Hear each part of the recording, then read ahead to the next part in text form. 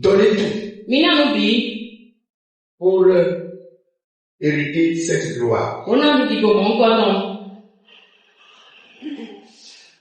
J'ai l'habitude de dire quelque chose. Et si ça peut entrer, s'incruster dans vos cœurs, ça vous fera du bien. C'est-à-dire, vous pouvez prier et avoir ce que votre cœur désire.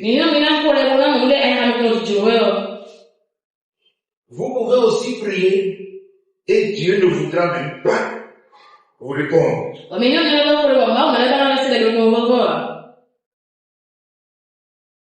Et vous allez avoir ce manque-là jusqu'à terminer votre course sur la terre.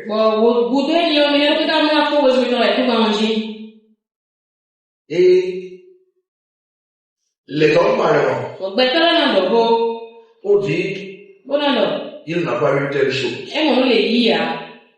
Et peut-être toi aussi, ça va te marquer. Au point où difficilement tu continueras la marche jusqu'à achever la course.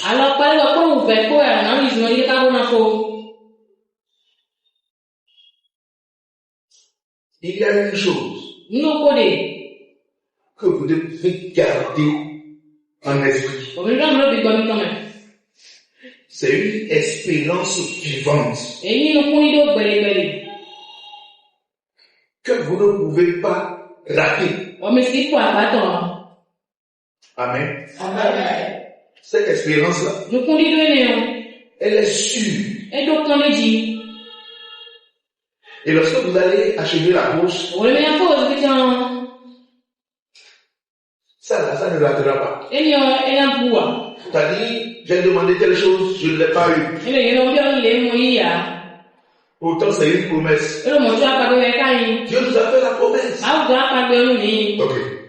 Au-dessus de toutes les promesses, il y a une.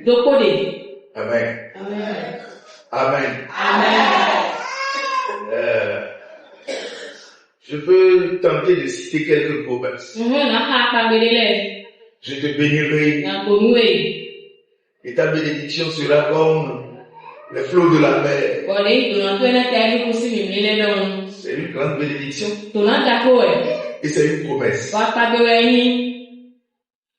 Il dit à Abraham, tes enfants seront comme le sable de la mer, comme les étoiles du ciel si tu peux les compter.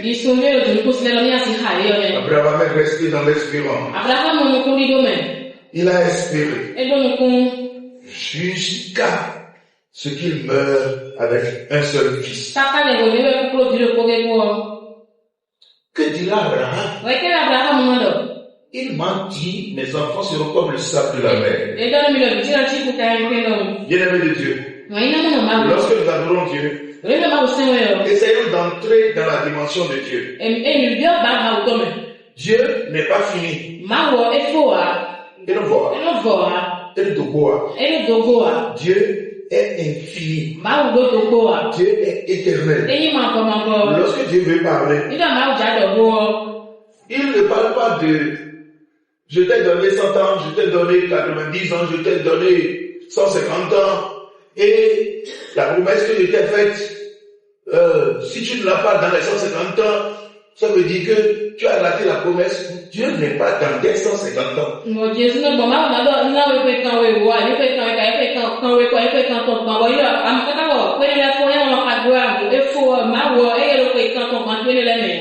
Dieu est dans l'infini. Et en même temps, lorsque tu marches avec Dieu, Dieu te met dans l'infini.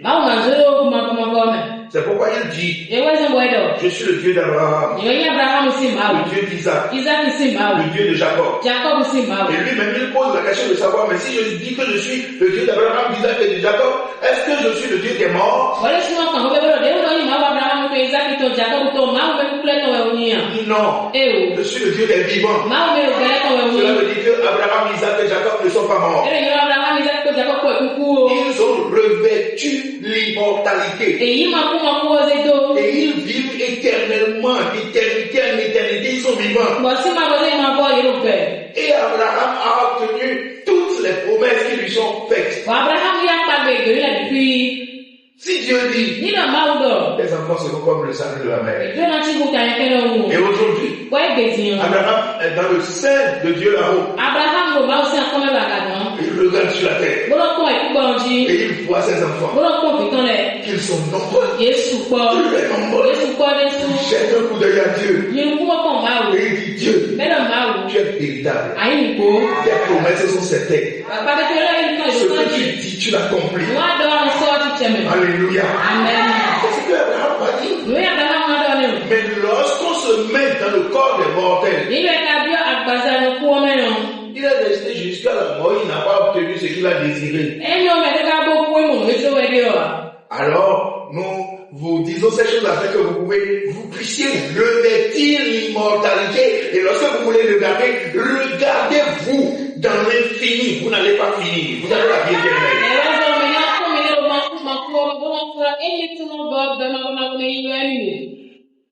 La promesse qui t'a été faite s'accomplira.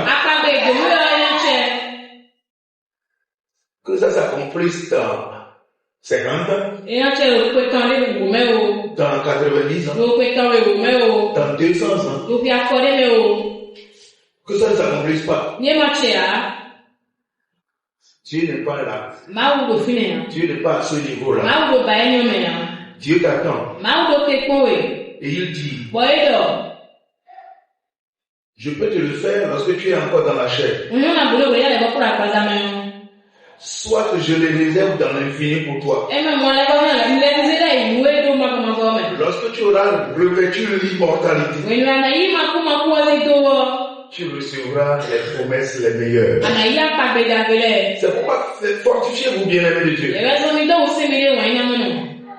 De sorte à servir le Seigneur sans avoir l'âme découragée.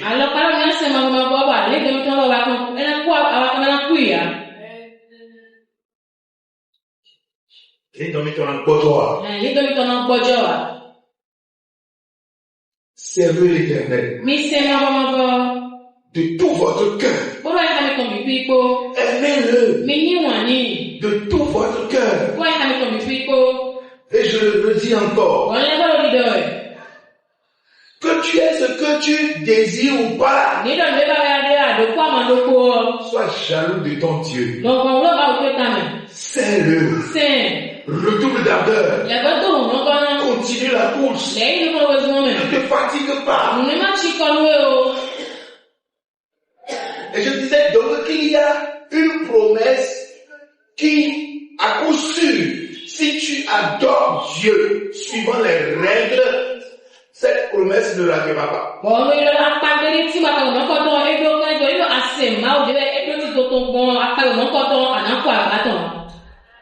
C'est la vie éternelle. Cette promesse-là, c'est la vie éternelle.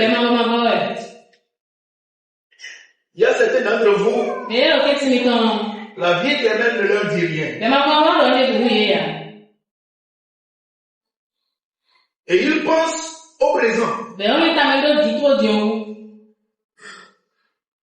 Ils sont contents seulement du présent. Ce n'est pas bon. Vous êtes éternel. Votre chair va se faner. Et vous allez sortir de cette enveloppe pour revêtir l'immortalité. Vous vivez toujours.